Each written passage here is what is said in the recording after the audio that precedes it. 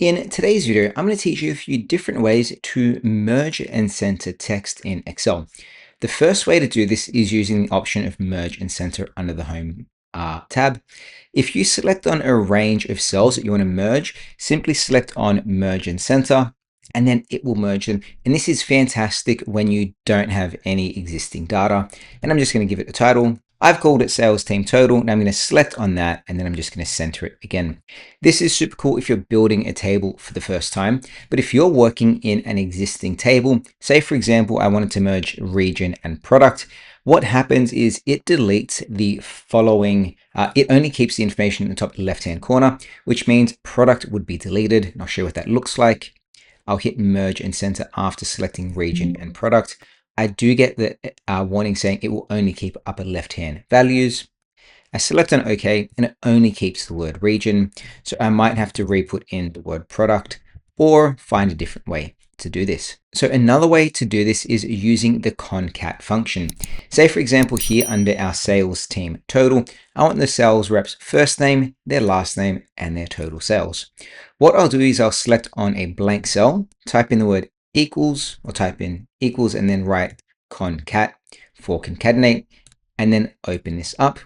Now I'm going to have a bracket there. I'm going to select on the rep's first name, hit the comma, and then press the quotation space quotation, and this will put a break in there, comma again, select on their last name or the next bit of text, comma, quotation space quotation, and one more time, we're going to grab that total sale price and then close it off with a bracket and hit enter.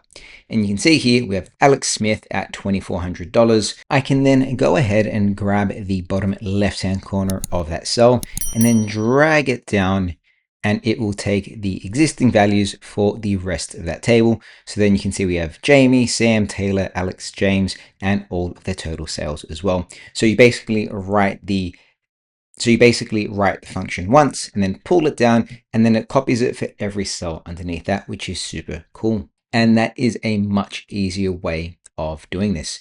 Another way is using Excel Smarts by understanding, say you were going to get a first and a last name. If I grab all of these here, I'm just going to copy and paste here. You can see we have their first name, we have their surname, and maybe I want all of this in its own cell. I'm going to select on the cell to the right hand of it. I'm going to start typing in Alex Smith, hit enter. Then I'll start typing in Jamie Decor, and Excel realizes that I'm merging the first and the last name. So all I have to do now is press enter, and then it automatically gives me a column with all of their first and surnames in one go.